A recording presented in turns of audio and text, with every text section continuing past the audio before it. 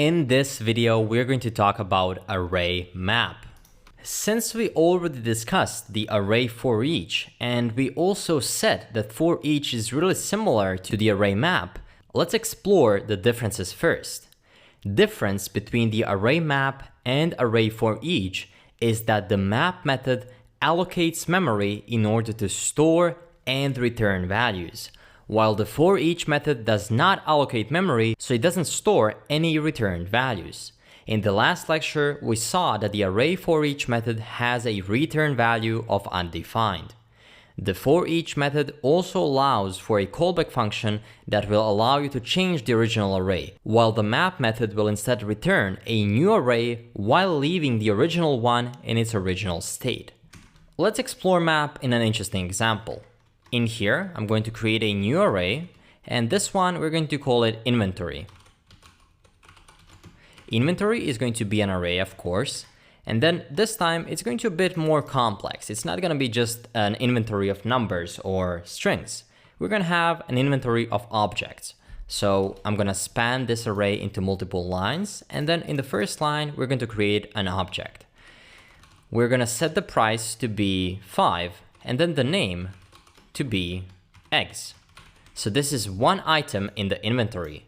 Then we can also add the second one. Price is gonna be 4, let's say, and the name is gonna be ham. So we have eggs and ham.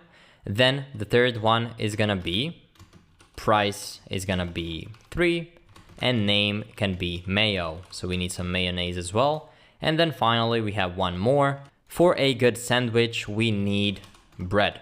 So we also have bread here. Let's see if we have some errors. We do. We are missing a colon right there. And this is our inventory. So what are we going to do with this inventory using the map? Well, first of all, we can create a new array.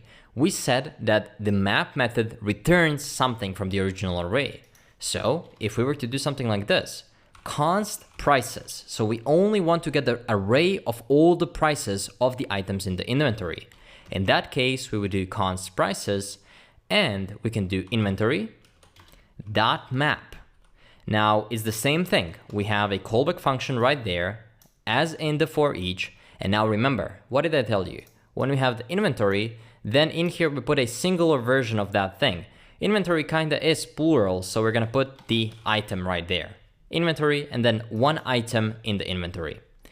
Of course, the item is changing for each iteration. So for the first iteration, it's gonna be this object here, then this, this, and this. Great.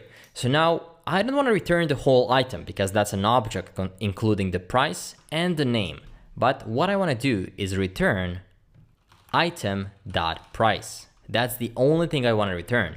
Now our map function maps over all of the items, and then for each one, it just returns the price and then immediately adds it to the prices array. How can we see what prices are? Well, we are going to do a simple console.log where we're going to console log the prices.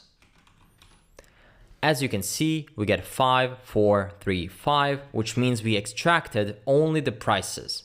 Now, let's try doing the same thing for names. So I'm going to say const items is going to be equal to inventory.map.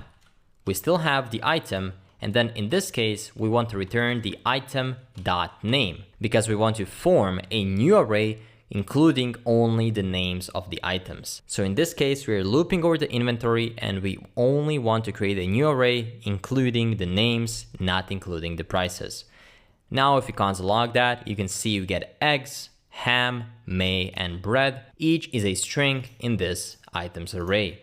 That's how map works. The only takeaway is that map works in the same way as the for each does, meaning it loops through the array and does something, whatever you want it to do for each element, but map has a return value and therefore we can create a new array with the things we just returned. Great.